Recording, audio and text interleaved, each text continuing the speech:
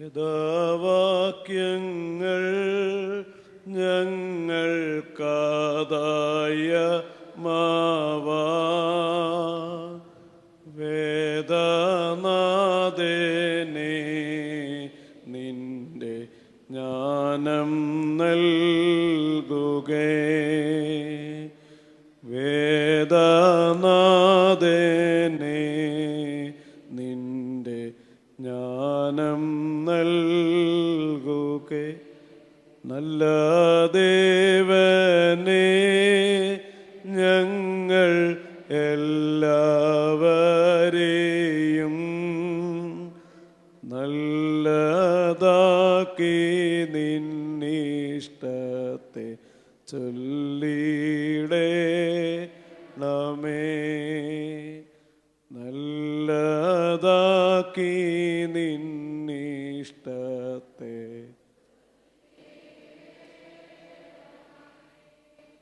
നമ്മുടെ തലകളെ ദൈവസന്നിധി വണക്കി പ്രാർത്ഥിക്കാം. ബാറയ്ക്കുമോർ സ്നേഹവാനായ ഞങ്ങളുടെ സ്വർഗസ്ഥ പിതാവേ, അനുഗ്രഹീതമായ പ്രഭാതത്തിനായി നന്ദിയോടെ സ്തോത്രം. മഹാപരിശുദ്ധൻ്റെ മധ്യസ്ഥത നിറഞ്ഞു നിൽക്കുന്ന ഈ ദേവാലയത്തിൽ ഞങ്ങൾക്കായിരുന്ന് ദൈവത്തിൻ്റെ വചനം ധ്യാനിപ്പാൻ ഒരു ദിവസം കൂടെ ഒരുക്കി തന്ന കൃപയ്ക്കായിട്ട് അങ്ങേ സ്തുതിക്കുന്നു. നാഥാ, നിന്റെ വചനം ഞങ്ങൾ ധ്യാനിക്കുമ്പോൾ ദൈവത്തിൻ്റെ പരിശുദ്ധാത്മാവ് ഞങ്ങളുടെ ഹൃദയങ്ങളിൽ പ്രവർത്തിക്കണമേ.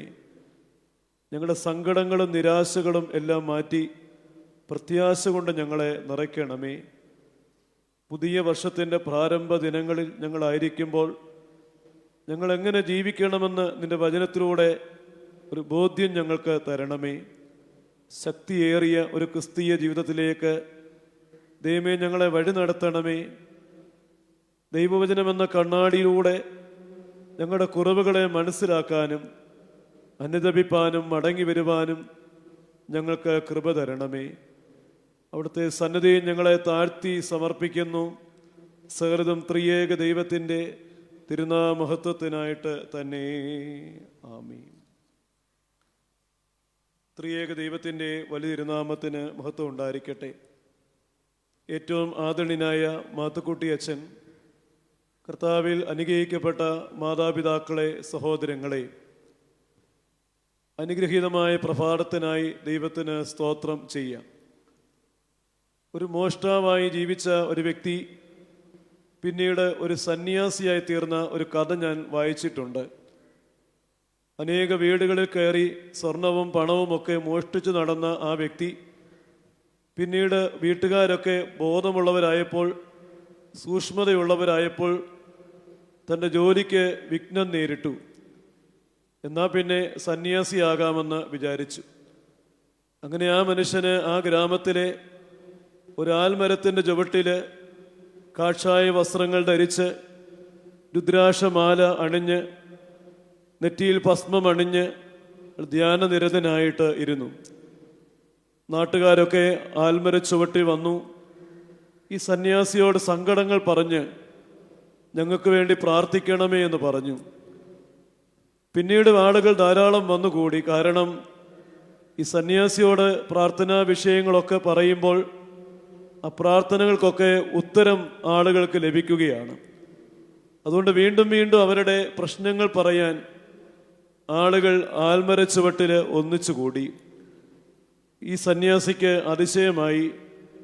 താനൊരു കള്ളനാണ്, താൻ ആർക്കു വേണ്ടിയും പ്രാർത്ഥിക്കുന്നുമില്ല, എന്നിട്ട് എൻ്റെ അടുത്ത് വന്ന് ആളുകൾ സങ്കടം പറയുമ്പം ആളുകൾക്ക് പ്രാർത്ഥനയ്ക്ക് ഉത്തരം ലഭിക്കുന്നു. എന്നാൽ പിന്നെ ഒരു നല്ല സന്യാസിയായി താനങ്ങ് ജീവിച്ചാൽ അതല്ലേ നല്ലത് എന്ന് അയാൾ അങ്ങ് തീരുമാനിച്ചു.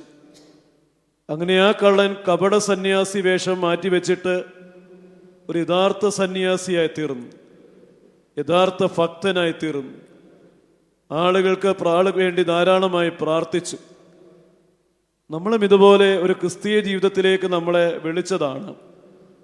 പലപ്പോഴും വേണ്ടത്ര വിശ്വസ്തതയൊന്നും ക്രിസ്തീയ ജീവിതത്തിൽ നമ്മൾ പലപ്പോഴും കാണിച്ചിട്ടൊന്നുമില്ല. വേണ്ടവണ്ണം പ്രാർത്ഥിച്ചിട്ടില്ല, വേണ്ടവണ്ണം വിശുദ്ധിയോടെ ജീവിച്ചിട്ടുമില്ല.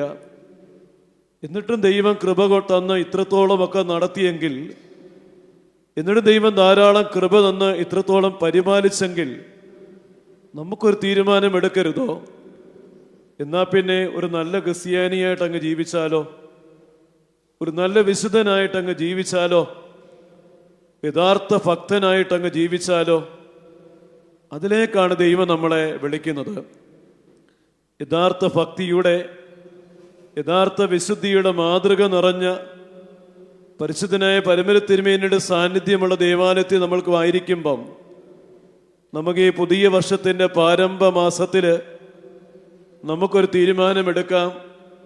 ഒരു യഥാർത്ഥ ഭക്തനായി നമുക്ക് ജീവിക്കാം, ഒരു യഥാർത്ഥ വിശ്വാസിയായി നമുക്ക് ജീവിക്കാം.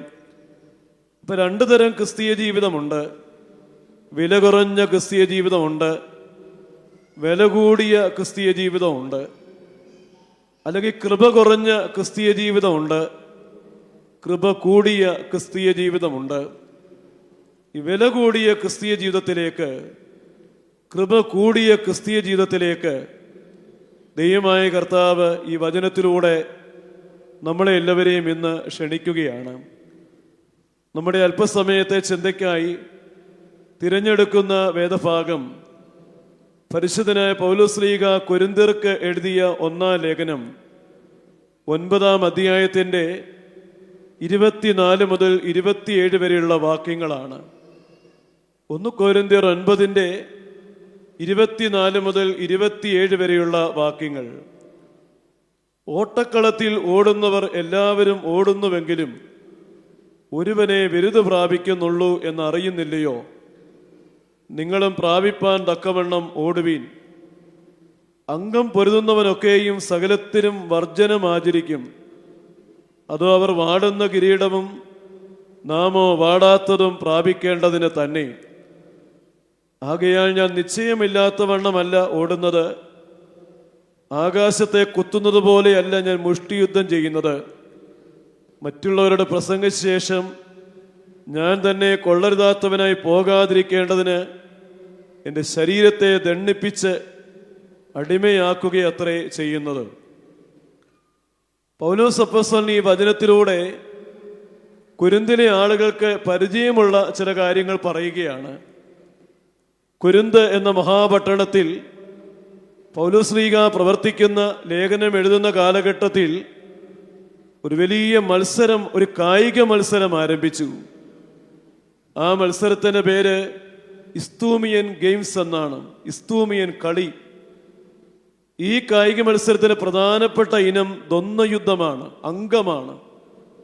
ഗ്രീക്ക് നാടുകളിൽ നിന്ന് ധാരാളം മല്ലന്മാർ വന്ന് അവിടെ ഗുസ്തി മത്സരം നടത്തുകയും ഈ ഗുസ്തി മത്സരത്തിൽ 1-ാം സ്ഥാനം നേടുന്നവർക്ക് പൈൻ മരത്തിൻ്റെ ഇലകൾ കൊണ്ടുള്ള കിരീടമെടുത്ത് തലയിൽ വെച്ച് കൊടുക്കുകയും ചെയ്യും.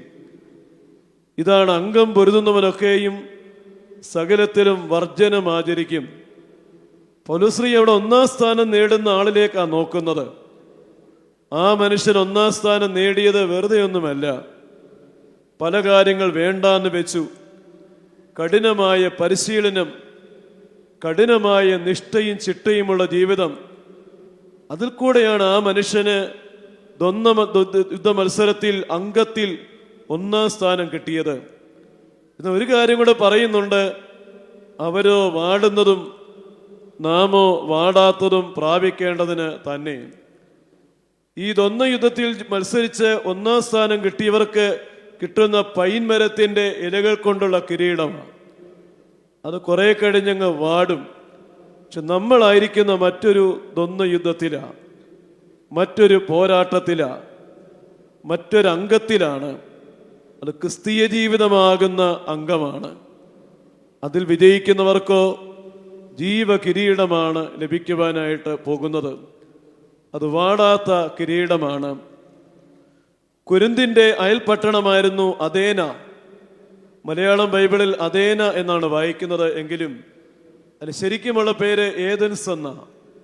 കൊരിന്തിൻ്റെ അയൽപട്ടണം.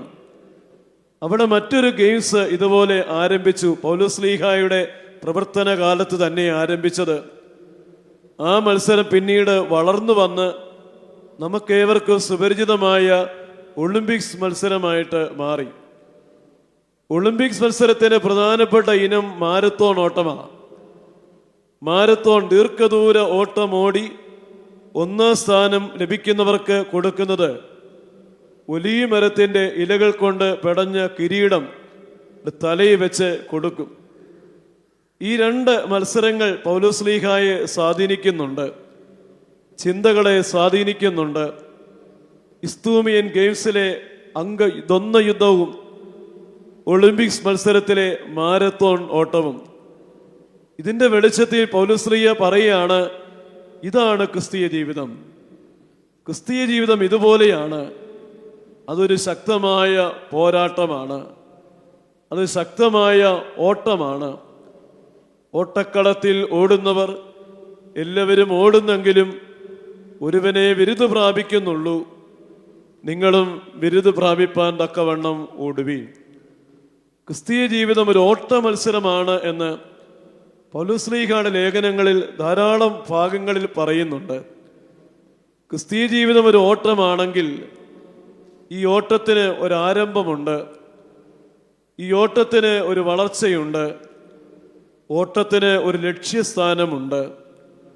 ക്രിസ്തീയ ജീവിതമാകുന്ന ഓട്ടം നമ്മൾ എവിടെ ആരംഭിച്ചത്? നമ്മൾ എന്നാണ് ഈ ഓട്ടം ആരംഭിച്ചത്? പത്രോസ്ലീഹായുടെ 2-ാം ലേഖനം 2-ാം അധ്യായത്തിൻ്റെ 20-ാം വാക്യത്തിൽ നമ്മളിങ്ങനെ വായിക്കും. 2 പത്രോസ് 2:20. നമ്മുടെ കർത്താവും രക്ഷകനുമായ യേശുക്രിസ്തുവിൻ്റെ പരിജ്ഞാനത്താൽ ലോകത്തിൻ്റെ മാലിന്യങ്ങളെ വിട്ട് ഓടിയവർ പിന്നെയും തോറ്റ് അതിൽ കുടുങ്ങിപ്പോയാൽ അവരുടെ ഒടുവിലത്തെ സ്ഥിതി ആദ്യത്തേതിനേക്കാൾ വഷളായി തീരും. പരിശുദ്ധ മാമോദീസ സ്വീകരിച്ച സഫയുടെ മക്കളോട് പത്രോസ്ലീഹ പറയുകയാണ്, നിങ്ങളൊരു ഓട്ടം ആരംഭിച്ചു. എന്നാണ് ഓട്ടം ആരംഭിച്ചതെന്നറിയാമോ? പരിശുദ്ധ മാമോദീസായിൽ ആരംഭിച്ച ഓട്ടമാ. നമ്മുടെ കർത്താവൻ രക്ഷകനുമായ യേശുവിൻ്റെ പരിജ്ഞാനത്താൽ നിങ്ങൾ ലോകത്തിൻ്റെ മാലിന്യങ്ങളെ വിട്ടാണ് അന്ന് ഓടിയത്. ആ ഓടിയ നിങ്ങൾ പിന്നെയും തിരിഞ്ഞു വന്ന് ആ മാലിന്യങ്ങളിൽ കുടുങ്ങി വീണുപോയാൽ നിങ്ങളുടെ ഒടുവിലത്തെ സ്ഥിതി ആദ്യത്തേതിനേക്കാൾ വഷളായിത്തീരും. അങ്ങനെയുള്ളവരെക്കുറിച്ച് പത്രോസ്ലീഹ പിന്നീട് പറയുന്നുണ്ട്, കുളിച്ചു കഴിഞ്ഞിട്ട് വീണ്ടും ചെളിയിലേക്ക് തിരിയുന്ന പന്നികളെ പോലെ, അല്ലെങ്കിൽ ഛർദ്ദിച്ചു കഴിഞ്ഞിട്ട് വീണ്ടും അത് തന്നെ തിന്നുന്ന നായ്ക്കളെ പോലെ നിങ്ങളാകരുത് എന്ന് പത്രോസ്ലീഹ പറയുന്നുണ്ട്. നമ്മളെല്ലാവരും ഓട്ടം തുടങ്ങിയതാണ്. ക്രിസ്തീയ ജീവിതമാകുന്ന ഓട്ടം അത് മാമോദീസായിലാണ് ആരംഭിച്ചത്. അത് സാത്താനെയും അവൻ്റെ പ്രവർത്തികളെയും എല്ലാം ഉരിഞ്ഞു കളഞ്ഞ് നമ്മൾ യേശുക്രിസ്തുവിനെ ധരിച്ചവരാണ്. നമ്മൾ പരിശുദ്ധ റൂഹായെ പ്രാപിച്ചവരാണ്. കർത്താവിൻ്റെ ശരീരവും രക്തവും അനുഭവിച്ചവരാണ്. നമ്മൾ ഇറങ്ങിയത് ശ്രേഷ്ഠമായ ഒരു ജീവിതത്തിലേക്കാണ്. ധന്യമായ ഒരു ഓട്ടത്തിന് വേണ്ടി ഇറങ്ങിത്തിരിച്ചവരാണ് നമ്മൾ. നമ്മളിപ്പോൾ എവിടെയാണ്? ഓട്ടക്കളത്തിൽ തന്നെയാണോ? അതോ തിരിഞ്ഞ് മാലിന്യങ്ങളിലേക്ക് മടങ്ങിപ്പോയോ? തിന്മകളുടെ വഴികളിൽ കുടുങ്ങിക്കിടപ്പുണ്ടോ? അങ്ങനെയാണെങ്കിൽ ഒന്ന് തിരിഞ്ഞ് വീണ്ടും ആ ഓട്ടക്കളത്തിൽ മുന്നോട്ട് നീങ്ങുവാൻ ഈ ദൈവത്തിൻ്റെ വചനം നമ്മെ എല്ലാവരെയും ഓർമ്മിപ്പിക്കുകയാണ്. വളരെ ശ്രേഷ്ഠമായ ഒരു ഇംഗ്ലീഷ് ഗാനമുണ്ട്. ആ ഗാനത്തിൻ്റെ ആദ്യത്തെ വരി ഇങ്ങനെയാണ്, ജസ്റ്റ് ആസ് ഐ ആം എന്നാണ്. മലയാളത്തിൽ തർജ്ജമ ചെയ്താൽ, ഞാനായിരിക്കുന്നത് പോലെ ദൈവമേ എന്നെ നിന്റെ സന്നിധി സമർപ്പിക്കുന്നു എന്നാണ് ആ പാട്ടിൻ്റെ ശരിക്കുമുള്ള അർത്ഥം. ഈ പാട്ട് എഴുതിയത് ചാർലറ്റ് എലിയട്ട് എന്ന ഒരു പെൺകുട്ടിയാണ്. ഇംഗ്ലണ്ടിൽ ജീവിച്ചിരുന്ന ഒരു ആംഗ്ലിക്കൻ പുരോഹിതന്റെ മകളായിരുന്നു ചാർലറ്റ് എലിയട്ട്. ഇവളാദ്യമൊക്കെ ദൈവവിശ്വാസിയെ വളർന്നു വന്നുവെങ്കിലും പിന്നീട് അവൾ ധാരാളം ചിന്തകന്മാരുടെ പുസ്തകങ്ങൾ ആർത്തിയോടെ വായിക്കുമായിരുന്നു. അവളേറെ ആകർഷിച്ച ഒരു ചിന്തകനാണ് ഫ്രെഡറിക് നിഷെ. നിഷെ ലോകത്തെ പഠിപ്പിച്ചത് ദൈവമില്ല എന്നാണ്. ഒരു കാര്യം കൂടെ അദ്ദേഹം പറഞ്ഞു, ദൈവമില്ല, അഥവാ ഒരു ദൈവം ജീവിച്ചിരുന്നു എങ്കിലും ആ ദൈവം മരിച്ചുപോയി എന്ന് ഫ്രെഡറിക് നിഷെ പഠിപ്പിച്ചു. ഇത് ഈ പെൺകുട്ടി ഏറെ ആകർഷിച്ചു. പിന്നീട് അവൾ സ്കൂളുകളിലും കോളേജ് ക്യാമ്പസുകളിലും ഓടി നടന്ന് യുക്തിവാദ സംഘടനകൾ ക്രമീകരിച്ച് അവിടെ ക്ലാസുകൾ എടുത്തു. ദൈവമില്ല, അഥവാ ദൈവം ഉണ്ടായിരുന്നെങ്കിലും ആ ദൈവം മരിച്ചുപോയി എന്ന് അവൾ പഠിപ്പിച്ചു. പിതാവ് പുരോഹിതൻ വിളിച്ച് ഈ മോളോട് സങ്കടത്തോട് പറയും, മോളെ, നീ തെറ്റായ വഴിയിലാണ് ജീവിക്കുന്നത്, നീ കർത്താവിലേക്ക് മടങ്ങി വരണമെന്ന് അപ്പൻ പറയും. മോള് പറയും, അപ്പൻ അപ്പൻ്റെ വഴി, മോൾക്ക് മോളുടെ വഴി എന്ന തർക്കുത്തരം പറയുമായിരുന്നു. അതിനിടയിലാണ് ചാർലറ്റ് എലിയട്ട് ഒരു വലിയ ആക്സിഡന്റ് സംഭവിച്ച് അവൾ ആശുപത്രി കിടക്കയിലായി. മരണാസന്നയായി കിടക്കുമ്പോൾ അവളുടെ പിതാവിൻ്റെ ഒരു സ്നേഹിതൻ, ഒരു സുവിശേഷകനാണ്, സീസർ മിലാൻ എന്നാണ് അദ്ദേഹത്തിൻ്റെ പേര്. അദ്ദേഹം ആശുപത്രിയിൽ ചെന്ന് ഇവളെ കണ്ടു. അവളോട് ചോദിച്ചു, മോളെ, നിനക്ക് വേണ്ടി അല്പസമയം ഞാൻ പ്രാർത്ഥിച്ചോട്ടെ എന്ന് ചോദിച്ചു. ഇവള് പറഞ്ഞ്, പ്രാർത്ഥിക്കുന്ന ഒന്നും എനിക്ക് ഇഷ്ടമല്ല, എങ്കിലും താങ്കൾക്ക് വേണമെങ്കിൽ പ്രാർത്ഥിക്കാമെന്ന് പറഞ്ഞു. അങ്ങനെ സീസർ മിലാൻ പ്രാർത്ഥിക്കാൻ ആരംഭിച്ചപ്പോൾ 2 വിരലുകൾ ചെവിക്കകത്ത് കുത്തി തിരുകി ഈ ചാർലറ്റ് എലിയട്ട് കിടക്കുകയാണ്. പ്രാർത്ഥനയുടെ ശബ്ദം കേൾക്കുന്നത് പോലും അത്രമാത്രം അരോചകമായിരുന്നു. എങ്കിലും ആ പ്രാർത്ഥനാ സമയത്ത് അവൾ ഒരു ശബ്ദം കേട്ടു. ആ ശബ്ദം ഇങ്ങനെയാണ്, എൻ്റെ പ്രിയ മകളെ ചാർലറ്റ്, നിന്നെ ഞാൻ എത്രമാത്രം സ്നേഹിക്കുന്നെന്ന് നിനക്കറിയാമോ? എൻ്റെ സ്നേഹം അറിഞ്ഞിട്ടും നീ എത്രത്തോളം ഇങ്ങനെ എന്നെ വിട്ട് ഓടിക്കൊണ്ടിരിക്കും എന്നാണ് അവൾ കേട്ട ശബ്ദം. വിരലുകൾ വലിച്ചു മാറ്റി നോക്കി. പ്രാർത്ഥിക്കുന്ന ആ മനുഷ്യന്റെ ബലഹീനമായ ശബ്ദമല്ലിത്. വിരലുകൾക്ക് തടുക്കാൻ കഴിയാത്ത ഒരാന്തരികമായ ശബ്ദം ഈ ചെവിക്കകത്ത് മുഴങ്ങുകയാണ്. പ്രാർത്ഥന കഴിഞ്ഞ് ആ മനുഷ്യൻ പോയി. പിന്നീട് അവിടെ വന്ന നേഴ്സിനോട് അവൾ ചോദിച്ച് ഒരു ചെറിയ പേപ്പർ മേടിച്ചു. വളരെയേറെ സങ്കടപ്പെട്ട് കരഞ്ഞു. തൻ്റെ കഴിഞ്ഞകാല ജീവിതത്തെ ഓർത്തു.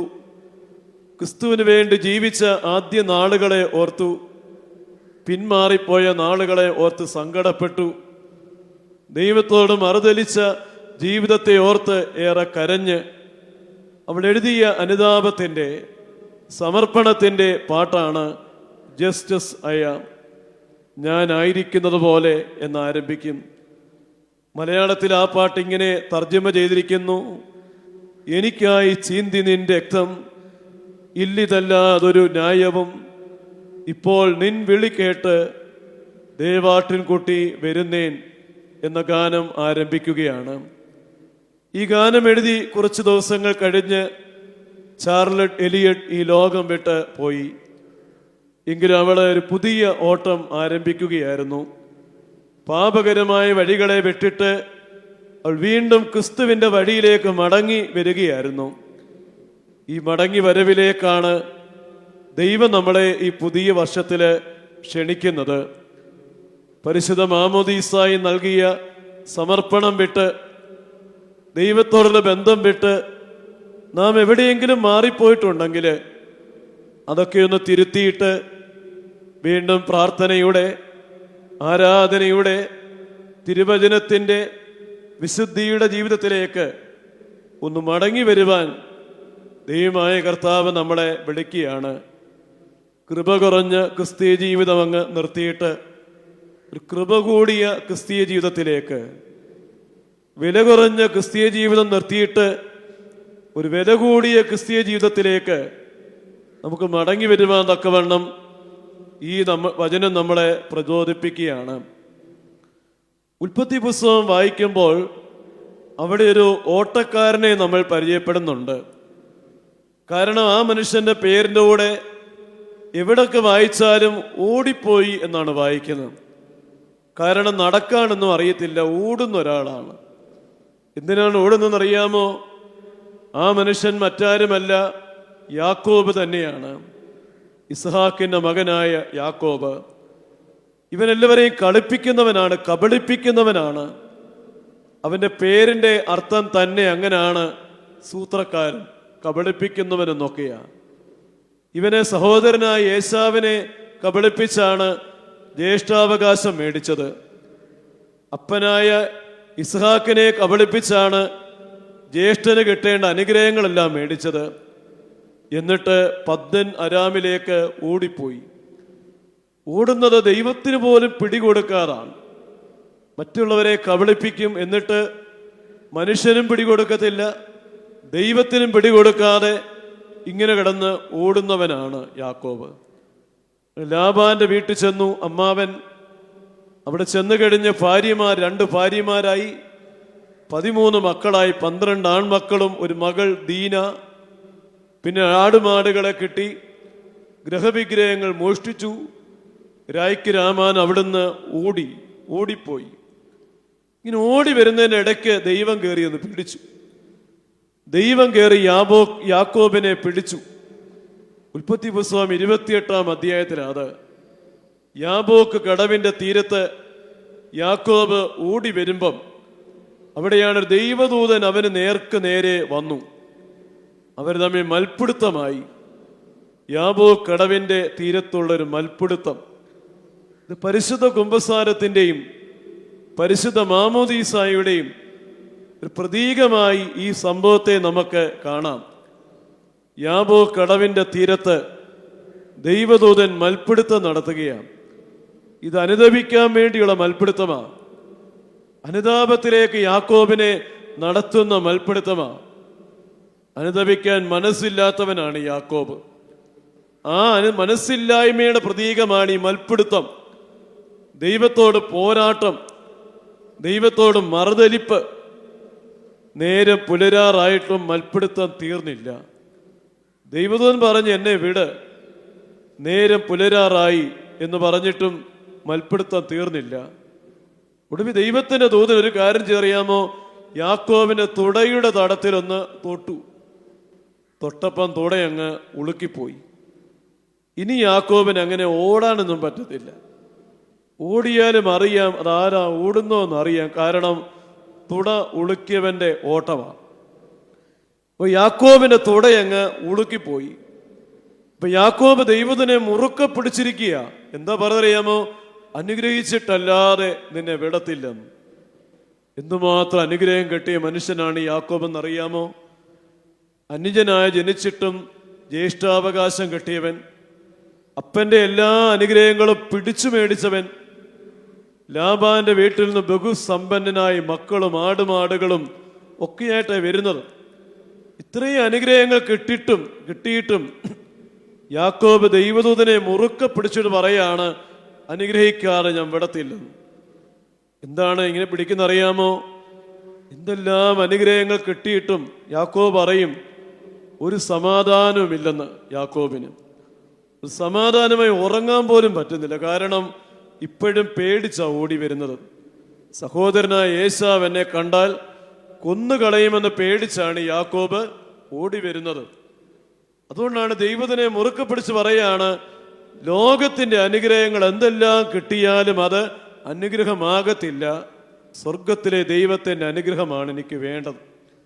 അനുഗ്രഹിക്കണമെന്ന് പറഞ്ഞ് പിടിവാശിയോടെ നിൽക്കുകയാണ് യാക്കോബ്. ലോകത്തിന് അനുഗ്രഹം കിട്ടാൻ പല വഴികളൊക്കെ ഉണ്ട്. കപട വേഷം ധരിച്ച് വന്നാൽ മതി, കപട ഭക്തിയൊക്കെ കാണിച്ച് വന്നാൽ മതി. ഇസ്ഹാക്കിന് മുമ്പിൽ യാക്കോബിനെ പോലെ ഏശാവിനെ പോലെ അഭിനയിച്ച് വരുന്നത് പോലെ കപട വേഷം ധരിച്ച് സ്വരമൊക്കെ മാറ്റി വന്നാൽ മതി. പക്ഷെ ദൈവം നമ്മളെ അനുഗ്രഹിക്കണമെങ്കിൽ, ദൈവത്തിന് അനുഗ്രഹം കിട്ടണമെങ്കിൽ ദൈവദൂതൻ പറയുകയാണ്, നീ ഒരു കാര്യം ചെയ്യണം, നിന്റെ പേരെന്തെന്ന് പറ, നിന്റെ പേരെന്തെന്ന് എന്നോട് പറ. എന്താണ് ആ പേര്? ദൈവത്തിന്റെ ദൂതന് പേരറിയത്തില്ലേ? ഈ മനുഷ്യന്റെ പേര് ദൈവത്തിന് അറിയത്തില്ലേ? ഈ പേര് അവനെ കൊണ്ട് തന്നെ പറയിക്കണം. എന്താണ് ആ പേരെന്നറിയാമോ? ആ പേര് യാക്കോബ് എന്നാണ്. ആ പേരിന്റെ അർത്ഥമോ കബളിപ്പിക്കുന്നവനെന്ന, സൂത്രക്കാരനെന്ന, ചതിക്കുന്നവനെന്ന. അപ്പൊ ചോദിക്കുന്ന വെറും പേരല്ല, പിന്നറിയാമോ? നിന്റെ പാപം പാപം ദൈവത്തോട് വന്നാൽ ഏറ്റുപറ, എങ്കിൽ ദൈവം നിന്നെ അനുഗ്രഹിക്കും. ദൈവം അനുഗ്രഹിക്കണമെങ്കിൽ വേറൊരു വഴിയുമില്ല. ദൈവം അനുഗ്രഹിക്കണേ വേറൊന്നും ചെയ്തിട്ട് കാര്യമില്ല. നമ്മൾ വന്ന ദൈവസന്നിധി വന്ന് കുമ്പസാരിക്കണം. ഞാനൊരു പാപിയാണെന്ന് പറയണം. ഞാൻ ചെയ്തു പോയ പാപങ്ങൾ ഓരോന്ന് ഏറ്റു പറയണം. അതാണ് പറയുന്നത്, നിന്റെ പേരെന്തെന്ന് പറ. അന്ന് യാക്കോബ് യാബോ കടവിന്റെ തീരത്ത് വെച്ച് ദൈവത്തിന്റെ ദൂതനോട് പറഞ്ഞു, എൻ്റെ പേര് യാക്കോബ് എന്നാണ്. അത് സത്യകുമ്പസാരമായിരുന്നു. ആ നിമിഷം ദൈവത്തിന്റെ ദൂതന് യാക്കോബിനോട് പറഞ്ഞു, നിന്റെ ആ പേര് ഞാൻ എടുത്ത് മാറ്റുക, നിന്റെ പഴയ നാമം ഞാൻ എടുത്തങ്ങ് മാറ്റുക, ഒരു പുതിയ പേര് നിനക്ക് തരാം. ആ പുതിയ പേര് കൊടുത്തു ഇസ്രയേൽ. അനുഗ്രഹങ്ങളുടെ പ്രഭു എന്നർത്ഥം, ദൈവാനുഗ്രഹങ്ങളുടെ പ്രഭു എന്നർത്ഥം, ദൈവാനുഗ്രഹങ്ങളുടെ അവകാശി എന്നർത്ഥമുള്ള ഇസ്രയേൽ എന്ന നാമം അവന് കൊടുത്തു. അപ്പൊ യാക്കോബിനെ ഒന്ന് പുതുക്കി പണിയുകയായിരുന്നു. യാക്കോബ് ഒരു പുതിയ സൃഷ്ടിയായി മാറുകയായിരുന്നു, ഒരു പുതിയ മനുഷ്യനായി മാറുകയാണ്. അന്ന് യാക്കോബ് അന്ന് യാബോ കടവിന് ഒരു പേര് കൊടുത്തു, ഒരു പുതിയ പേര് കൊടുത്തു. ആ പേര് പെനീയേൽ എന്നാണ്. എൻ്റെ ദൈവത്തെ ഇവിടെ വെച്ച് ഞാൻ മുഖാമുഖം കണ്ടു എന്ന് പറഞ്ഞ് യാക്കോബ് യാബോ കടവിന് പെനീയേൽ എന്ന പേര് ഇട്ടു. ഒരു പുതിയ നാമം കിട്ടി, ഒരു പുതിയ സ്വഭാവം കിട്ടി. അതിൻ്റെ പ്രതീകമായിട്ട് തൊടയങ്ങ് ഉളുക്കിപ്പോയി. തൊട ഉളുക്കി കഴിഞ്ഞപ്പം തൊട്ട് യാക്കോബിൻ്റെ കയ്യിൽ പിന്നെ ഒരു വടി എപ്പോഴും ഉണ്ടായിരുന്നു. ഒരു വടി പിടിച്ചുകൊണ്ടാണ് യാക്കോബ് പിന്നെ നടക്കുന്നത്. ഒടുവിൽ യാക്കോബ് പറഞ്ഞു കാണും, ദൈവമേ, ഈ തൊടയുളുക്കിയത് നന്നായി, ഈ കൈ വടി കെട്ടിയത് നന്നായി, അല്ലെങ്കിൽ ഞാൻ ഈ കിടന്നിങ്ങനെ ഓടത്തേ ഉള്ളായിരുന്നു. ദൈവത്തിന് പോലും പിടികൊടുക്കാതെ കള്ളത്തരവും കളിപ്പിക്കലുമായിട്ട് ഞാനിങ്ങനെ കിടന്ന് ഓടത്തേ ഉള്ളായിരുന്നു. ഒടുവിൽ ദൈവം എന്നെ പിടിച്ച് എൻ്റെ തൊടയങ്ങ് ഉളുക്കി തന്നു നന്നായി, എൻ്റെ കയ്യിലൊരു വടി തന്നത് നന്നായി, ഞാനൊരു ദൈവ മനുഷ്യനായി മാറിയല്ലോ എന്ന്. എബ്രായ ലേഖനം 11-ാം അധ്യായം 21-ാം വാക്യത്തിൽ, എബ്രായ ലേഖനം 11-ാം അധ്യായം 21-ാം വാക്യത്തിൽ നമ്മൾ അവിടെ യാക്കോബിനെ കുറിച്ച് ഇങ്ങനെ വായിക്കുന്നുണ്ട്. വിശ്വാസത്താൽ യാക്കോബ് മരണകാലത്തിങ്കൽ യോസഫിന്റെ മക്കളെ ഇരുവരെയും അനുഗ്രഹിക്കുകയും തൻ്റെ വടിയുടെ അറ്റത്ത് ചാരിക്കൊണ്ട് നമസ്കരിക്കുകയും ചെയ്തു. വിശ്വാസത്താൽ യാക്കോബ് മരണകാലത്തിങ്കൽ യോസഫിന്റെ മക്കളെ ഇരുവരെയും അനുഗ്രഹിക്കുകയും, യോസഫിന് 2 മക്കളാണ്, പേര് മനശ്ശെ എന്നും എഫ്രായിം എന്നും. അവരെ യാക്കോബ് അനുഗ്രഹിച്ചത് ഇങ്ങനെയാണ്, കൈകൾ പിണച്ചു വെച്ച് അനുഗ്രഹിച്ചു. അത് കുരിശിന്റെ പ്രതീകമായിരുന്നു. 2 പേരെയും അനുഗ്രഹിക്കുകയും പിന്നെ വടിയുടെ അറ്റത്ത് ചാരിക്കൊണ്ട് നമസ്കരിക്കുകയും ചെയ്തു. യാക്കോബ് 2 കാര്യം ചെയ്തു. ഒന്ന്, തലമുറകളെ അനുഗ്രഹിച്ചു. തലമുറകളെ അനുഗ്രഹിക്കാൻ പ്രാപ്തിയുള്ള പിതാവായി മാറി. നമ്മൾ തലമുറകളെ അനുഗ്രഹിക്കണമെങ്കിൽ നമുക്കൊരു ദൈവീകത ഉണ്ടാകണം. അല്ലാതെ നമുക്കാരെ അനുഗ്രഹിക്കാനായിട്ട് പറ്റത്തില്ല. വടിയുടെ അറ്റത്ത് ചാരിക്കൊണ്ട് നമസ്കരിക്കുന്നവൻ ഇപ്പൊ നമസ്കരിക്കുന്ന ആളാണ് ഈ യാക്കോബ്. ഇപ്പോൾ അനുഗ്രഹിക്കുന്ന ആളാണ് യാക്കോബ്. ദൈവാനുഗ്രഹങ്ങളാൽ നിറഞ്ഞ മനുഷ്യനാണ് യാക്കോബ്. ഇതിന് കാരണമുണ്ട്. അത് പെനിയേലിന്റെ അനുഭവമാണ്. അവിടെ വെച്ച് തൻ്റെ പാപത്തെ ഏറ്റുപറഞ്ഞു, പുതിയ സൃഷ്ടിയായി മാറി. തൻ്റെ തുടയങ്ങ് ഉളുക്കിപ്പോയി. അവൻ്റെ ഓട്ടം നിർത്തി ഒരു പുതിയ ആത്മീയ ഓട്ടം ആരംഭിച്ചു. ഇതിലേക്കാ ദൈവം നമ്മളെ വിളിക്കുന്നത്. ഏതായാലും നമ്മൾ ക്രിസ്ത്യാനികളായി, പരിശുദ്ധ മാമോദീസ സ്വീകരിക്കാൻ ഭാഗ്യം കിട്ടി. എന്നാൽ യഥാർത്ഥ ക്രിസ്ത്യാനി ആകരുതോ? യഥാർത്ഥത്തിൽ ഒരു വില കൂടിയ ക്രിസ്ത്യാനി ആകരുതോ? ഇതാണ് ദൈവം നമ്മോട് ആവശ്യപ്പെടുന്നത്. നാമധേയ ക്രിസ്ത്യാനിത്വം മാറ്റിവെച്ചിട്ട് ഒരു വില കൂടിയ ക്രിസ്തീയ ജീവിതത്തിലേക്ക്, പ്രാർത്ഥനയും ആരാധനയും തിരുവചനവും നിറഞ്ഞ ശക്തമായ ക്രിസ്തീയ ജീവിതത്തിലേക്ക് ദൈവം നമ്മളെ വിളിക്കുകയാണ്. അപ്പൊ നമ്മുടെ ക്രിസ്തീയ ജീവിതം ആരംഭിച്ചത് മാമോദീസായില. നമ്മുടെ കർത്താവിൻ രക്ഷകനുമായ യേശുക്രിസ്തുവിന്റെ പരിജ്ഞാനത്താൽ ലോകത്തിൻ്റെ മാലിന്യങ്ങളെ വിട്ട് നമ്മൾ ഓടിയവരാണ്. രണ്ടാമതായി നമ്മൾ ചിന്തിക്കുന്നത് ഈ ഓട്ടം എങ്ങനെ നമ്മൾ ഓടണമെന്നാണ്. ക്രിസ്തീയ ജീവിതം എന്ന ഓട്ടം ആരംഭിച്ചത് പരിശുദ്ധ മാമോദീസയിലാണെങ്കിൽ നമ്മൾ എങ്ങനെയാണ് ആ ഓട്ടം ഓടേണ്ടത്?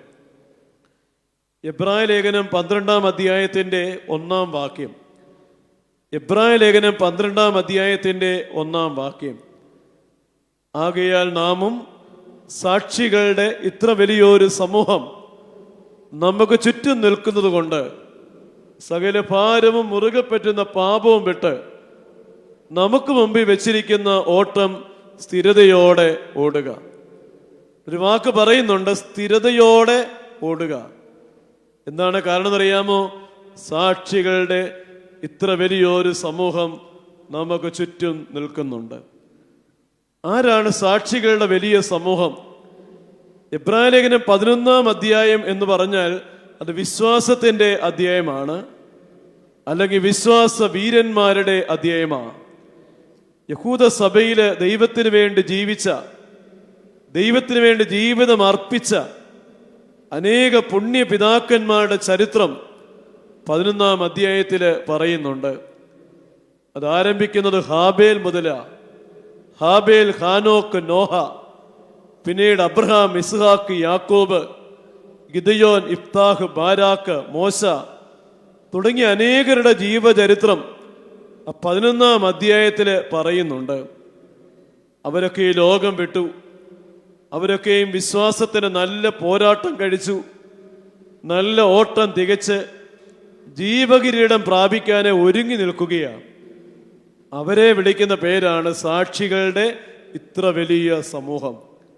അവർ നമ്മുടെ ചുറ്റും നിൽക്കുന്നെന്നാണ് പറയുന്നത്.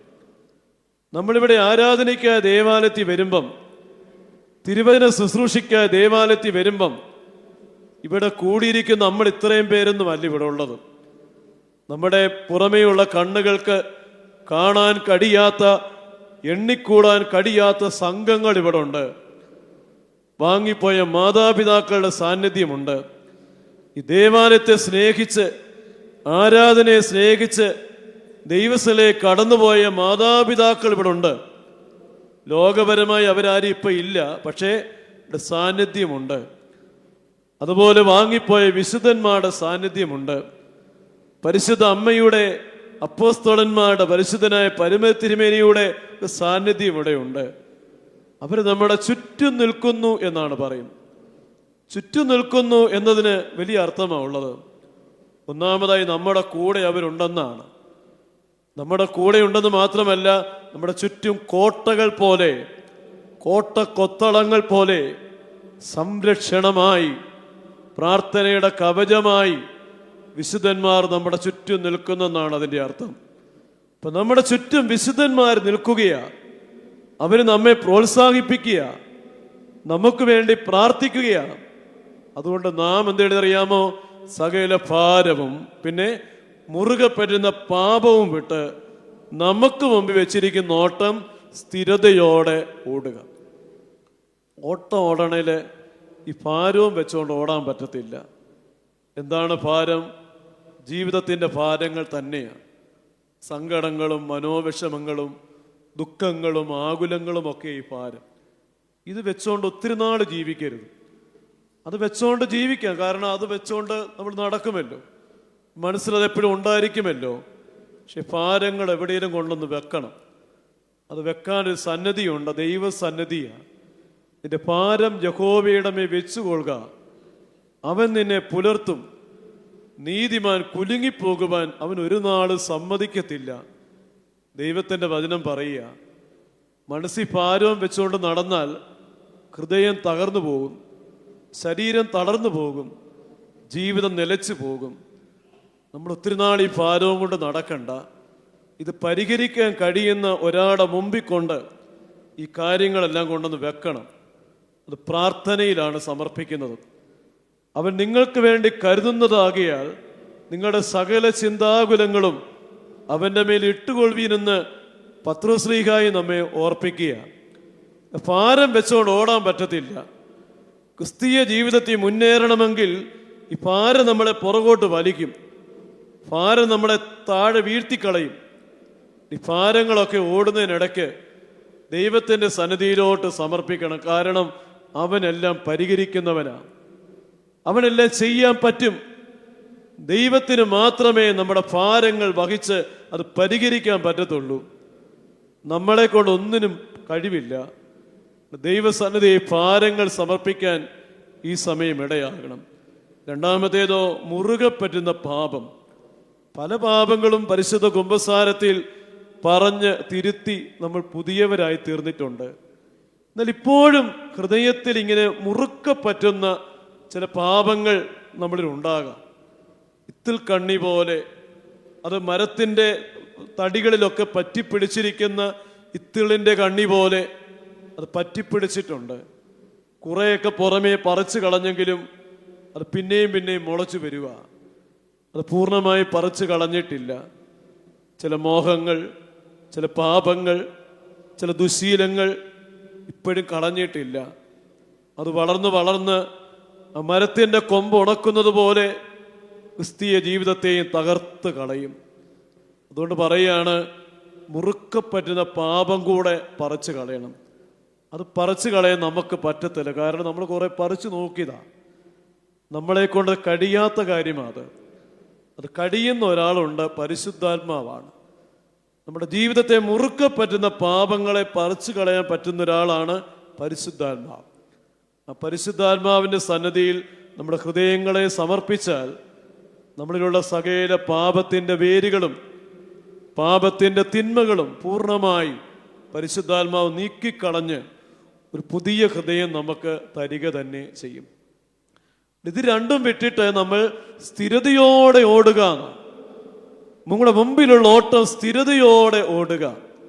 സ്ഥിരത നഷ്ടപ്പെടുത്തുന്ന രണ്ട് കാര്യങ്ങളാണ്. ഒന്ന് പ്രതികൂലങ്ങൾ, രണ്ടാമത്തേത് പ്രലോഭനങ്ങളാണ്. ജീവിതത്തിൻ്റെ പ്രതികൂലങ്ങൾ നമ്മുടെ സ്ഥിരത നഷ്ടപ്പെടുത്തി കളയുന്ന കാര്യങ്ങളാണ്. 46-ാം സങ്കീർത്തനം ആരംഭിക്കുന്നത് ഇങ്ങനെയാണ്. 46-ാം സങ്കീർത്തനം: ദൈവം നമ്മുടെ സങ്കേതവും ബലവുമാകുന്നു, കഷ്ടങ്ങളിൽ അവൻ ഏറ്റവും അടുത്ത തുണയാകുന്നു. അതുകൊണ്ട് ഭൂമി മാറിപ്പോയാലും പർവ്വതങ്ങൾ കുലുങ്ങി സമുദ്രമധ്യേ വീണാലും അതിലെ വെള്ളം ഇരച്ചു കലങ്ങിയാലും നാം ഭയപ്പെടുകയില്ല. 46-ാം സങ്കീർത്തനം നൽകുന്ന ഒരു വലിയ സന്ദേശം അതാ. ലോകം കീഴ്മേൽ മറിഞ്ഞാലും എനിക്കില്ല ഭയം, തീരമാറിഞ്ഞാലും യേശുവൻ സങ്കേതം. പാടുമേ ജയഗീതം ആയുസീ നാളെന്നും, യേശുവീ മഹാസ്നേഹം എന്നുടെ നിത്യാനന്ദം. ഒരു മനുഷ്യജീവിതത്തിൽ ഉണ്ടാകാൻ സാധ്യതയുള്ള ഏറ്റവും ഭീകരമായ പ്രതികൂലങ്ങളാണ് ലോകം കീഴ്മേൽ മറിഞ്ഞാലും പർവ്വതങ്ങൾ കുലുങ്ങി സമുദ്രമധ്യേ വീണാലും അതിലെ ഓളങ്ങൾ ഇവിടെ ഇലച്ച് കലങ്ങിയാലും നാം ഭയപ്പെടത്തില്ല. കാരണം ദൈവം നമ്മുടെ സങ്കേതവും ബലവുമാണ്. ദൈവം കൂടുണ്ട്. ദൈവം നമ്മുടെ സങ്കേതമാണ്. അവൻ കൂടെയുണ്ട്. പ്രതികൂലങ്ങളുടെ നടുവിൽ ജീവിക്കുവാൻ കൃപ തരുന്നത് ഈ ഒരു പ്രധാന ബോധ്യമാണ്. രണ്ടാമതായി പ്രലോഭനങ്ങൾ. ക്രിസ്തീയ ജീവിതത്തിൽ നമ്മുടെ സ്ഥിരത നഷ്ടപ്പെടുത്തുന്ന രണ്ടാമത്തെ കാര്യമാണ് പ്രലോഭനങ്ങൾ. ജോൺ ബെനിയൻ എന്ന ഭക്തനായ മനുഷ്യൻ എഴുതിയ ഒരു ഇംഗ്ലീഷ് പുസ്തകം, ആ പുസ്തകത്തിൻ്റെ പേര് പിൽഗ്രിംസ് പ്രോഗ്രസ് എന്ന. മലയാളത്തിൽ ആ പുസ്തകം പരദേശി മോക്ഷയാത്ര എന്ന പേര് നമുക്ക് വായിക്കുവാൻ കിട്ടും. ലോകത്തിൽ ബൈബിൾ കഴിഞ്ഞാൽ ഏറ്റവും കൂടുതൽ ആളുകൾ വായിക്കുന്നതും അച്ചടിച്ചിട്ടുള്ളതുമായ പുസ്തകമാണ് പരദേശി മോക്ഷയാത്ര. ഈ പുസ്തകത്തിന് പ്രധാനപ്പെട്ട വിഷയം എന്താണ്? ഈ പുസ്തകം ആരംഭിക്കുമ്പോൾ നമ്മൾ കാണുന്നത് ഒരു മനുഷ്യന് പുസ്തകം വായിച്ചുകൊണ്ടിരിക്കുന്നതാണ്. ആ പുസ്തകം വായിച്ചിട്ട് ഇടയ്ക്കിടയ്ക്ക് ആ മനുഷ്യൻ ഉറക്കെ കരയുന്നുണ്ട്, കണ്ണുനീരൊഴുക്കുന്നുണ്ട്, മാറ തടിക്കുന്നുണ്ട്, നിലവിളിച്ച് നെടുവീർപ്പിടുന്നുണ്ട്. ആ വായിക്കുന്ന പുസ്തകം ബൈബിളാണ്.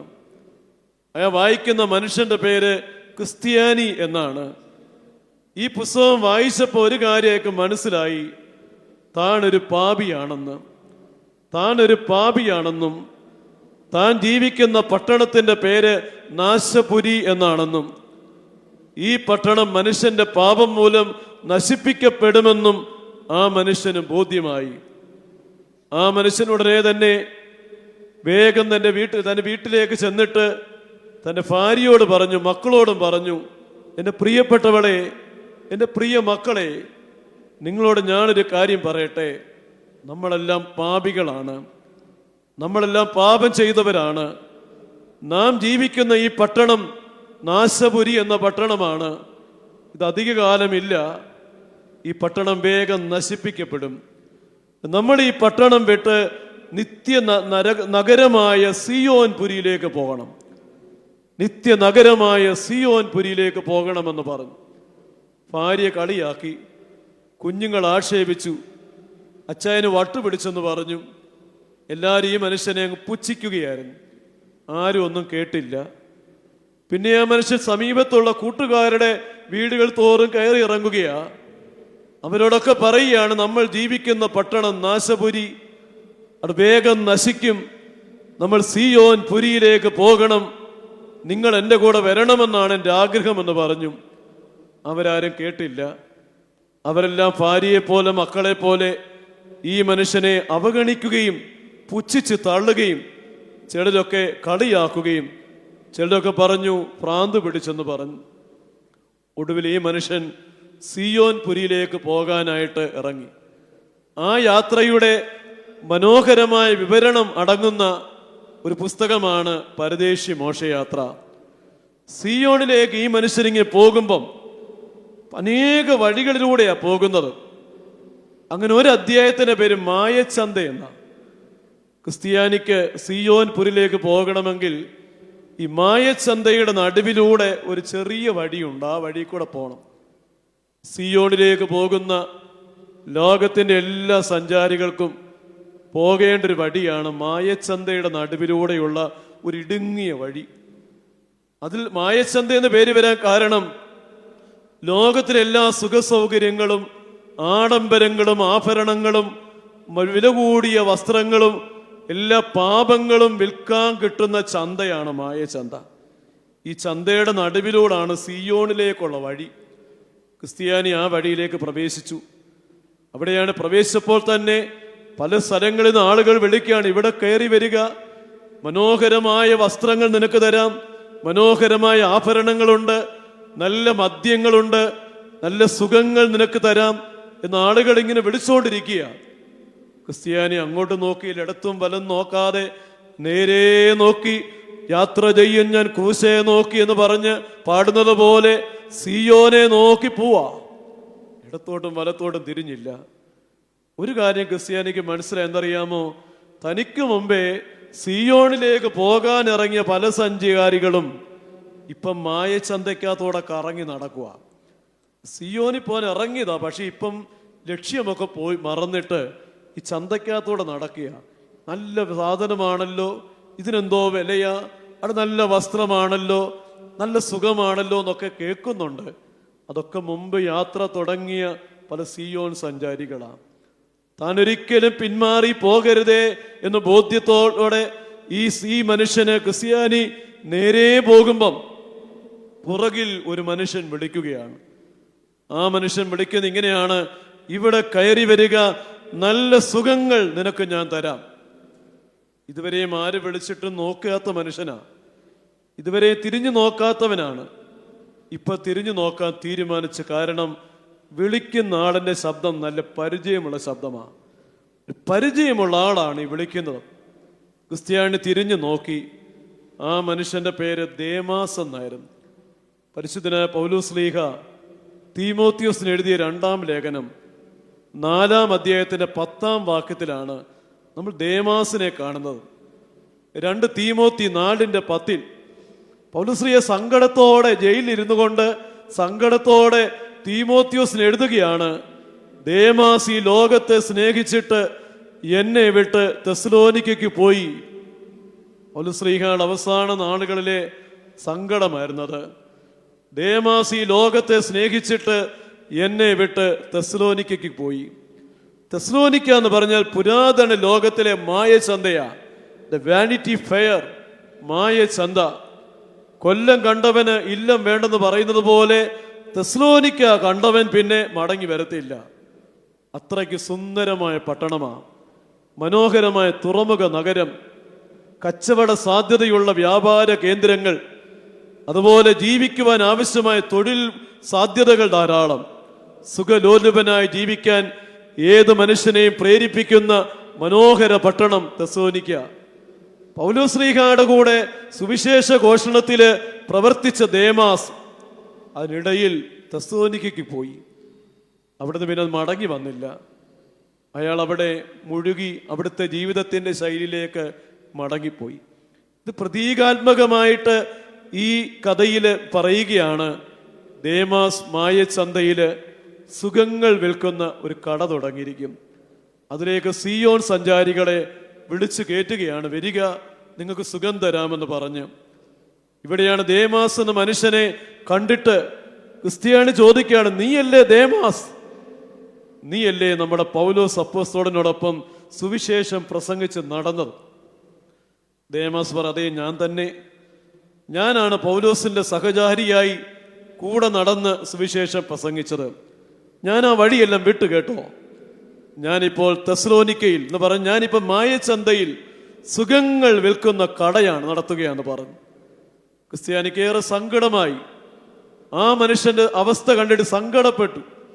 നെഞ്ചത്തടിച്ച് അവിടെ ആർത്തു വിളിച്ച് ആ മനുഷ്യൻ കരഞ്ഞു, പ്രിയ ദേമാസ്, ഇത്ര വലിയ രക്ഷയെ നീ അഗണ്യമാക്കിയല്ലോ. ക്രൂശിൽ നിനക്ക് വേണ്ടി മരിച്ച കർത്താവ്, നിനക്ക് വേണ്ടി രക്തമൊഴുക്കിയ കർത്താവ്, വീണ്ടെടുത്ത കർത്താവ്, പരിശുദ്ധ മാമോദീസയോടെ നിന്നെ വീണ്ടെടുത്ത കർത്താവ്, ആ വലിയ കൃപയിൽ വന്നിട്ടും നീ മടങ്ങിപ്പോയല്ലോ ദേമാസ്. ഇത്ര വലിയ രക്ഷയെ നീ അഗണ്യമാക്കിയല്ലോ. സങ്കടപ്പെട്ട് കരയുകയാണ്. ഇവിടെയാണ് പിന്മാറ്റം. 2 കാരണങ്ങൾ കൊണ്ടാണ് പിന്മാറുന്നത്. ഒന്നിൽ പ്രതികൂലങ്ങൾ, സങ്കടങ്ങളും ദുഃഖങ്ങളും ഒക്കെ പെരുകി വരുമ്പം പലരും പിന്മാറും. പ്രലോഭനങ്ങൾ വരുമ്പോൾ പിന്മാറും. അങ്ങനെ പിന്മാറരുത്. നമ്മൾ സ്ഥിരതയോടെ ഓടണം. പൗലോസ് അപ്പോസ്തലൻ എഴുതുകയാണ്, റോമാലേഖനം 8-ാം അധ്യായത്തിന്റെ 35-ാം വാക്യത്തിൽ പൗലോസ്ലീഹ എഴുതുകയാണ്, ക്രിസ്തുവിനോടുള്ള സ്നേഹത്തിൽ നിന്ന് ആര് ഞങ്ങളെ വേർപെടുത്തും? കഷ്ടതയോ സങ്കടമോ ഉപദ്രവമോ ആപത്തോ നഗ്നതയോ വാളോ ഇപ്പോഴുള്ളതിനോ ഉയരത്തിനോ ആഴത്തിനോ ഒരു സൃഷ്ടിക്കും ക്രിസ്തുവിനുള്ള സ്നേഹത്തിൽ നിന്ന് ഞങ്ങളെ വേർപിരിപ്പാൻ കഴിയുകയില്ല എന്ന് ഞങ്ങൾ ഉറച്ചിരിക്കും. ഒന്നിനും മാറ്റാൻ പറ്റത്തില്ല. സ്ഥിരതയോടെ ഓടുക. നമ്മൾ എങ്ങോട്ടാണ് ഓടുന്നത്? നമ്മൾ ആദ്യം വായിച്ച ഭാഗം അതാണ്. 1 കൊരിന്ത്യർ 9-ാം അധ്യായം 24-ാം വാക്യം. ഓട്ടക്കളത്തിൽ ഓടുന്നവർ എല്ലാവരും ഓടുന്നെങ്കിലും ഒരുവനെ വിരുദ് പ്രാപിക്കുന്നുള്ളൂ, നിങ്ങളും വിരുദ് പ്രാപിപ്പാൻ തക്കവണ്ണം ഓടുവീൻ. ആ ഭാഗത്ത് പൗലോസ്ലീഹ പറയാണ്, ആകയാൽ അന്തരീക്ഷത്തിൽ ആകാശത്തിൽ കുത്തുന്നത് പോലെ ഞങ്ങൾ മുഷ്ടിയുദ്ധം നടത്തുകയല്ല. അവിടെയാണ് യുദ്ധം നടത്തുന്നവർ ഇടിക്കുന്നവരെ എന്താ ലക്ഷ്യം നോക്കിയാ ഇടിക്കുന്നത്. വെറുതെ അവിടെ ഇവിടെ കണ്ണുപൊട്ടനെ പോലെ അവിടെ ഇവിടെ ഇടിക്കുകയല്ലല്ലോ. പൗലോസ്ലീഹ പറയാണ്, ഞങ്ങള് ഈ ക്രിസ്തീയ പോരാട്ടത്തിലായിരിക്കുമ്പം ലക്ഷ്യമില്ലാതെ അവിടെ ഇവിടെയും കൊണ്ട് ഇടിക്കുകയല്ല. ലക്ഷ്യമില്ലാതെ വണ്ണമല്ല ഓടുന്നത്. പലരും പറയുന്നുണ്ട്, ഇവരെന്തിനാണ് ഈ പള്ളി പോകുന്നത്? ഇവരെന്തിനാണ് ഈ പ്രാർത്ഥിക്കുന്നത്? ഇവരെന്തിനാണ് ഈ നോമ്പ് നോക്കുന്നത്? ഇവരെന്തിനാണ് ഈ കഷ്ടപ്പെട്ട് ക്രിസ്ത്യാനിയെ ജീവിക്കുന്നത്? വല്ല പ്രയോജനമുണ്ടോ? പൗലോസ്ലീഹ ഉണ്ട്. ലക്ഷ്യമില്ലാതെ വണ്ണമല്ല ഞങ്ങൾ ഓടുന്നത്. ചുമ്മാ കടന്ന് അങ്ങോട്ടും ഇങ്ങോട്ടും കടന്ന് ഓടുവല്ല. ഒരു ലക്ഷ്യമുണ്ട്. എന്താണ് ലക്ഷ്യം അറിയാമോ? അവരോ വാടുന്നതും ഈ ലോകത്തിൽ കിടന്ന് ഓടുന്നവർക്കൊക്കെ ഈ ലോകത്തിൽ അംഗം പൊരുതുന്നവർക്കൊക്കെ, ഈ ലോകത്തിൽ വാരിക്കൂട്ടുന്നവരുടേതൊക്കെ വാടിപ്പോകുമ്പം ഞങ്ങൾക്കോ ഒരു വാടാത്ത കിരീടം കിട്ടും. ഒരു വാടാത്ത കിരീടം ദൈവം ഒരുക്കുന്നുണ്ട്. അതിനു വേണ്ടിയാണ് ഞങ്ങൾ ഓടുന്നത്. സ്വർഗത്തിൽ ദൈവം ഒരുക്കുന്ന സുന്ദരമായ പ്രതിഫലമുണ്ട്. അത് നിശ്ചയമാണ്, നിശ്ചയമാണ്. പൗലോസ് അതിന് മരണത്തോടടുത്ത നാടുകളിൽ തീമോത്തിയോസിന് എഴുതിയ 2-ാം ലേഖനം 4-ാം അധ്യായത്തിന്റെ 7-ാം വാക്യത്തിൽ എഴുതുകയാണ്. 2 തീമോത്തി 4:7, ഞാൻ നല്ല പോർ പൊരുതു, ഓട്ടം തികച്ചു, വിശ്വാസം കാത്തു, നീതിയുടെ കിരീടം എനിക്ക് വേണ്ടി വെച്ചിരിക്കും. അവിടെ നീതിയുള്ള ന്യായാധിപതിയായ കർത്താവ് തന്റെ ദിവസത്തിൽ എനിക്ക് തരും.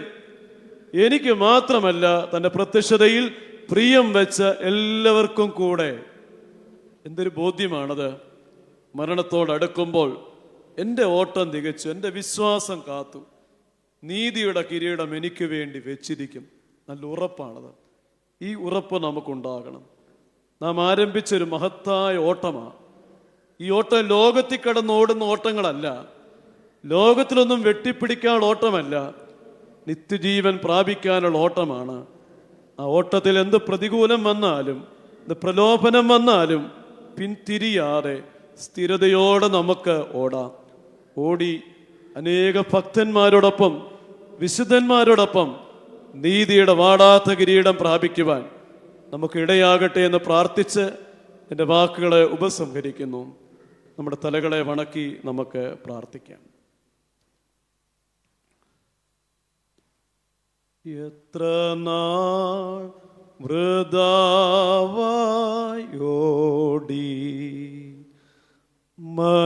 മനുഷ്യാനി ജീവിതം,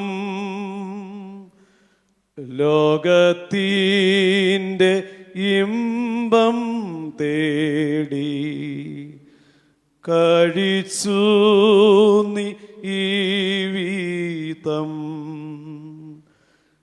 എത്ര നാൾ വൃഥാവായി ഓടി മനുഷ്യാനി ജീവിതം, ലോകത്തിൻ്റെ ഇമ്പം തേടി കഴിച്ചു നീ ഈ വീതം. ഇന്നു തന്നെ യേശു നിന്നെ രക്ഷിപ്പാനായി കാക്കുന്നു. ഭയം വേണ്ട, ശങ്കിക്കേണ്ട, വായിന്നവങ്കൽ നീ. ഭയം വേണ്ട, ശങ്കിക്കേണ്ട, വായിന്നവങ്കൽ നീ. ഇന്നു നീ ഒരിക്കൽ കൂടി ദൈവവിളി കേട്ടല്ലോ. രക്ഷിതാവ് സ്നേഹത്തോടെ കാത്തിരിക്കുന്നുണ്ടല്ലോ. ബറയ്ക്കുമോർ സ്നേഹവാനായ സ്വർഗസ്വപിതാവേ, അനുഗ്രഹീതമായ സമയത്തിനായി നന്ദിയോടെ സ്തോത്രം. ഈ പുതുവത്സരത്തിൻ്റെ ആരംഭ ദിനങ്ങളിൽ പരിശുദ്ധാലയത്തെ ഞങ്ങൾക്കായിരുന്ന് കർത്താവിൻ്റെ വചനത്തെ ധ്യാനിപ്പാൻ തക്കവണ്ണം ഒരവസരം കൂടെ ഒരുക്കി തന്നല്ലോ. ക്രിസ്തീയ ജീവിതത്തിലേക്ക് ഞങ്ങളെ വിളിച്ചതിനായിട്ട് സ്തോത്രം. പരിശുദ്ധ മാമോദീസ സ്വീകരിക്കാൻ ഇടയായതിനായിട്ട് സ്തോത്രം. ആ മഹത്തായ ദിനത്തെ ഞങ്ങൾ ഓർക്കുന്നു. ഞങ്ങളെ മാമോദീസ മുക്കിയ പുരോഹിതൻ, ഞങ്ങളുടെ തലയെ തൊട്ട പിതാവ് അല്ലെങ്കിൽ അമ്മ, ഞങ്ങളുടെ ദൈവസനിലേക്ക് കൊണ്ടുവന്ന ഞങ്ങളുടെ മാതാപിതാക്കൾ, നാദാ വെള്ള വസ്ത്രം ധരിച്ച് വിശുദ്ധിയോടൊരു പൈതലായി ഞങ്ങൾ അവിടെ നിന്നത്, നാദാ ആ വലിയ ആത്മീക അനുഭവത്തിലേക്ക് പരിശുദ്ധാത്മാവിനാൽ നിറച്ച് ഞങ്ങളെ കൊണ്ടുവന്നല്ലോ. കർത്താവെ, പിന്നെ പലപ്പോഴും ഞങ്ങൾ ആ കൃപയിൽ നിന്നൊക്കെ മാറിയിട്ടുണ്ട്. ഒരു കൃപ കൂടിയ ജീവിതത്തിലേക്ക് ഞങ്ങളെ കൊണ്ടുവരണമേ. ഓട്ടം വീണ്ടും തുടരാൻ പുനരാരംഭിക്കുവാൻ ഞങ്ങളെ സഹായിക്കണമേ. നാഥാ, ഒരിക്കലും എന്തെല്ലാം പ്രതികൂലങ്ങൾ വന്നാലും പിന്മാറിപ്പോകാൻ ഞങ്ങൾക്ക് ഇടയാകല്ലേ. അനേക വിശുദ്ധന്മാർ ജീവകിരീടം പ്രാപിക്കുമ്പോൾ അവരോടൊന്നിച്ച് നിത്യതയിൽ കിരീടം പ്രാപിപ്പാൻ ഞങ്ങളെല്ലാവരെയും ഒരുക്കണമേ. നിന്റെ സന്നദ്ധിയെ ഞങ്ങളെ താഴ്ത്തി സമർപ്പിക്കുന്നു. സകലതും ത്രിയേക ദൈവത്തിൻ്റെ തിരുനാമഹത്വത്തിനായിട്ട് തന്നെ.